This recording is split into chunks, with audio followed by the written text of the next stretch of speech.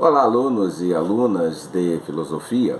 Estamos refletindo sobre ética a partir de pressupostos filosóficos. Seria interessante nesse momento que fizéssemos um pequeno panorama da ética ao longo das eras filosóficas, digamos assim. E começaríamos esse processo no mundo grego.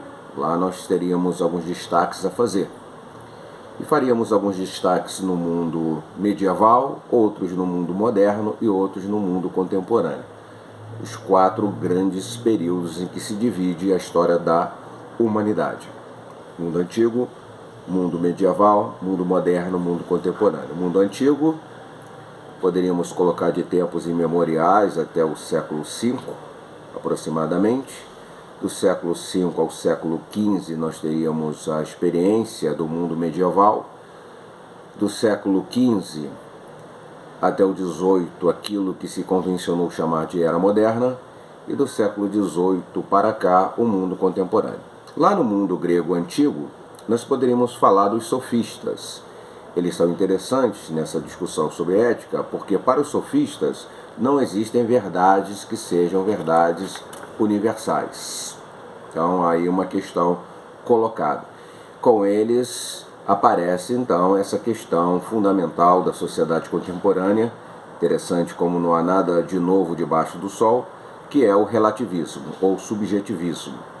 A ideia de que cada momento cultural é responsável pela construção do seu sentido de verdade. Não existe nenhuma verdade que deva atravessar as civilizações e atravessar o tempo histórico. Elas são relativas a uma civilização e a um tempo histórico. Com a figura de Sócrates, nós temos a negação desse processo, porque Sócrates vai sustentar a ideia de um conhecimento universal válido e existe algo que seja essencial para todo ser humano. Sócrates tem essa perspectiva a partir da ideia de que o que define o ser humano é a razão.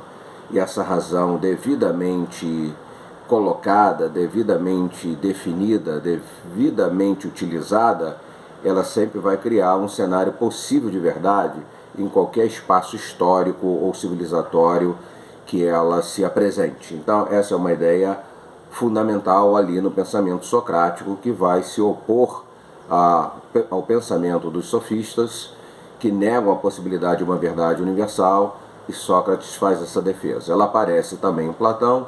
A ideia de Platão da existência de um mundo perfeito das ideias já coloca aí uma questão da possibilidade do alcance do homem ou do ser humano, da inteligência humana, desse mundo perfeito das ideias, mediante o exercício filosófico da razão, e a verdade estaria posta, estaria colocada com um sentido inequívoco, com um sentido de aceitação da sua dimensão de coerência, de lucidez e, portanto, alguma coisa que se impõe em relação aos demais discursos definidores da realidade e definidores do mundo.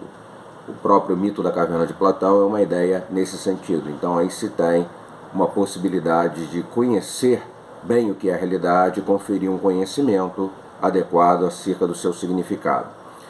Tanto em Sócrates como em Platão nós temos a ideia da razão, portanto, uma razão filosófica que pode perfeitamente servir de base para criar cenários de moralidades ou cenários de dimensões éticas. Aristóteles também é um pensador importante nesse sentido. Para ele, a ética é uma busca do homem pela felicidade, não a felicidade no sentido mais comum do termo, de uma vida confortável na perspectiva de resultados materiais e numa sociedade de consumo como a nossa, mas, sobretudo, uma ideia de felicidade no entendimento da vida, uma felicidade intelectual, uma felicidade de sabedoria, uma felicidade de inteligência que traz uma paz, um sossego e uma compreensão adequada e devida da vida. Seria mais esse o sentido.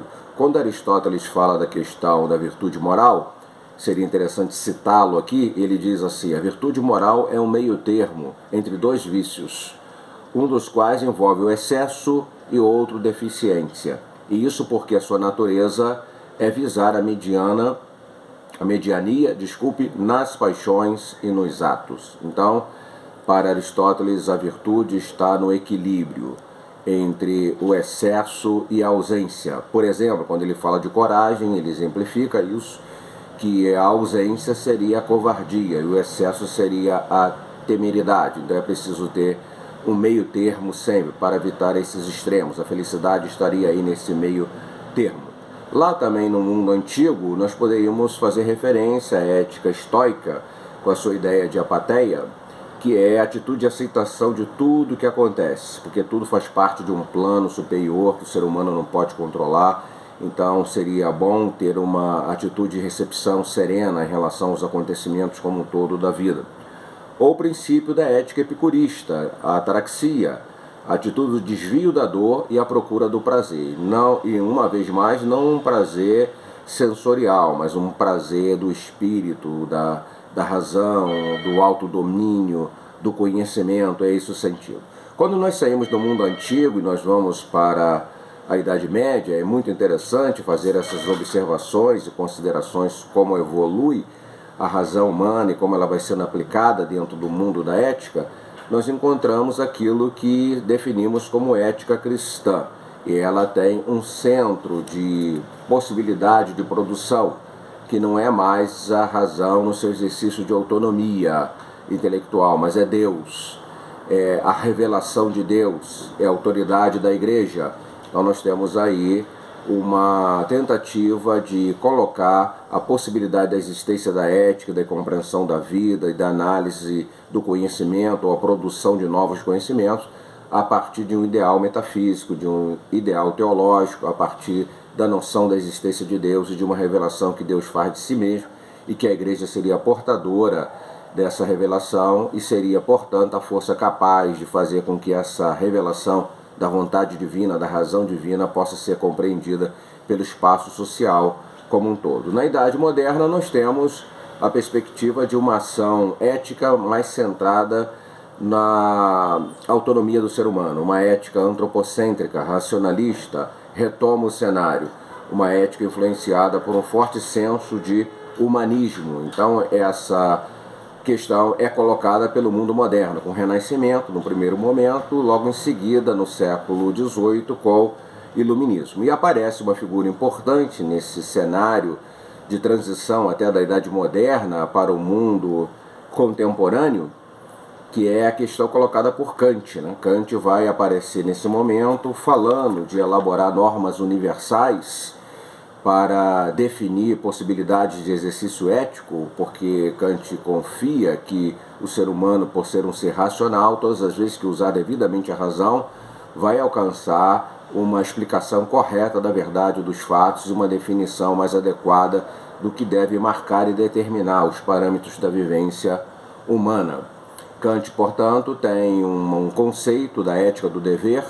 A razão impõe aquilo que deve ser feito, a razão coloca quais são os elementos a partir do qual o ser humano deve pensar a vida e construir as suas dinâmicas de vivências dessa vida, e ele vai criar uma expressão chamada imperativo categórico, que seria definido pelo próprio Kant da seguinte forma: age apenas segundo uma máxima, um princípio tal que possas, ao mesmo tempo, querer que ela se torne lei universal. O princípio categórico, então, seria isso, seria essa ideia, esse imperativo categórico, seria essa ideia daquilo que se exige que o ser humano faça em função de ser uma lei universal, constatada pela razão e que não pode ser negada pelo valor que tem e a importância que tem no sentido de representar plenamente a humanidade para além das dinâmicas, dos limites e dos parâmetros históricos ou de um grupo